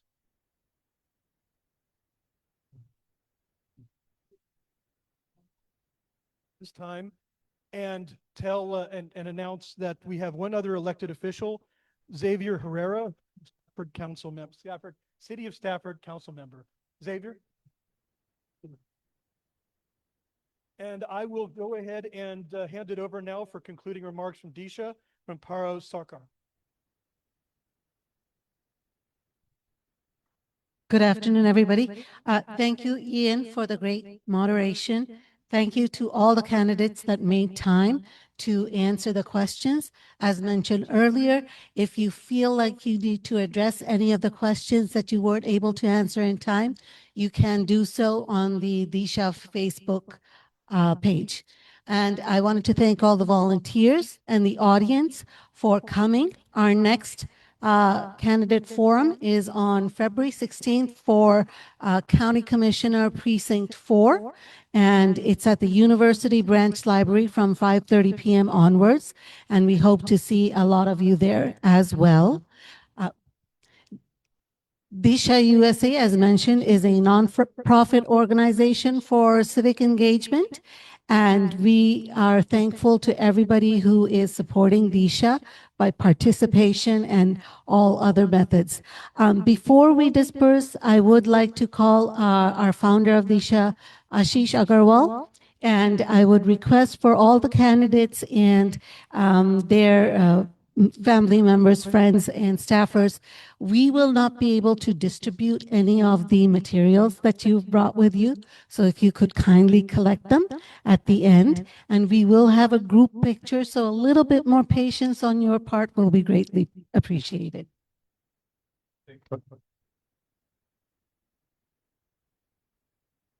By the way, I wasn't going to talk at all, and it's the people who know me know that it's very dangerous to give me a microphone. Never get it back. So, and I know everyone has to run back to multiple other events. Just 30 seconds. Something that I heard made me what I'm saying it is, and this is for all of us, right? The candidates here, that this is why local election matters. Every one of the candidates here are our neighbors. They are our friends. They live with us. We know how to contact them. Whoever we vote for is a different matter, but this is why local election matters. And I joke to say I never had a phone number for Joe Biden or Donald Trump, but I have contact numbers for all of them. You all have contact numbers for all of them. That is why local election matters. This is the reason why we are doing this, what we are doing. So with that, I know everyone has to run. Everyone, can we please come behind the candidates and we'll take a quick group picture. If the candidates can remain seated, please. 30 more seconds, promise.